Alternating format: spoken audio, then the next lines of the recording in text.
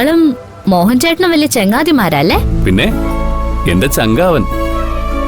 കള്ളനും കള്ളന് കഞ്ഞി വെച്ചവനും. എന്താ? അല്ല, മോഹൻ ചേട്ടന് ജയന്തി ചേച്ചിയെ കൊണ്ടുവിടണം.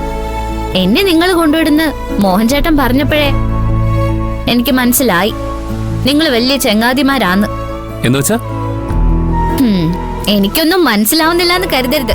ഞാൻ അത്ര വലിയ വണ്ടിയൊന്നും അല്ല. എന്താ നീ പറഞ്ഞു വരുന്നത്? ബൈക്കിൽ പോകുമ്പോ പെട്ടെന്ന് ബ്രേക്ക് പിടിച്ച് എന്റെ ദേഹത്ത് മുട്ടാനല്ലേ? അതുകൊണ്ട് തന്നെയാ ഞാൻ നിങ്ങളുടെ കൂടെ വരുന്നില്ല എന്ന് പറഞ്ഞത്. അതൊക്കെ നിന്റെ തോന്നല. ഞാൻ പറയുന്ന നീ ഒന്ന് കേൾക്ക്. എനിക്കൊന്നും കേൾക്കണ്ട. എന്തെങ്കിലും കള്ളക്കഥ പറഞ്ഞ് എന്നെ പറ്റിക്കാനല്ലേ? കള്ളക്കഥ പറഞ്ഞ് നിന്നെ പറ്റിക്കാനൊന്നും അല്ല.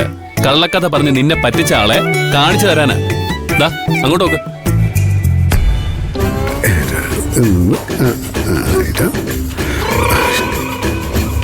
ഞാൻ കണ്ണിച്ചോരയില്ലാത്തവൻ, ഒട്ടും മനസാക്ഷിയില്ലാത്തവൻ. നീയോ ദേയുടെ ഹോൾസെയിൽ ഡീലർ. ദേയുടെ ഹോൾസെയിൽ ഡീലറെ അയാളുടെ കാലൊന്ന് നോക്കിയേ.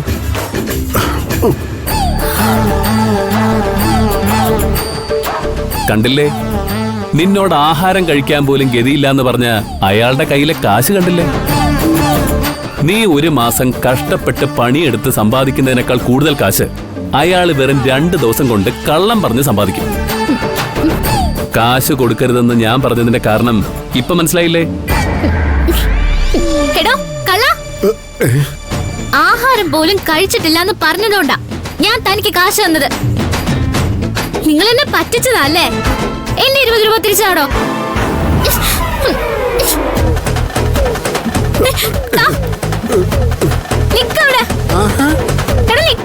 എന്റെ പൈസ താടോ. എന്നെ 20 രൂപ തരാൻ.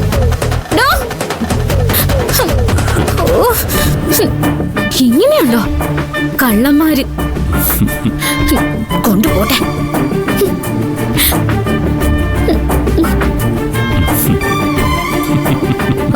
ഇളിച്ചോണ്ട് നിൽക്കുന്ന കണ്ടില്ലേ? നീയാണോ ചട്ടമ്പി പാറു? എല്ലാവർക്കും നൈസായിട്ട് പറ്റിക്കാൻ പറ്റുന്ന നീയാണോ വലിയ ചട്ടമ്പി? അച്ഛനും അമ്മയും പറഞ്ഞ സത്യം. ടൗണിലുള്ള ആരെയും വിശ്വസിക്കാൻ പാടില്ല. ചതിയന്മാരാ എല്ലാരും. മര്യാദക്കാരായിട്ട് അഭിനയിക്കും, പക്ഷെ മനസ്സ് മുഴുവൻ ചതിയും തെമ്മടിത്തരവായിരിക്കും.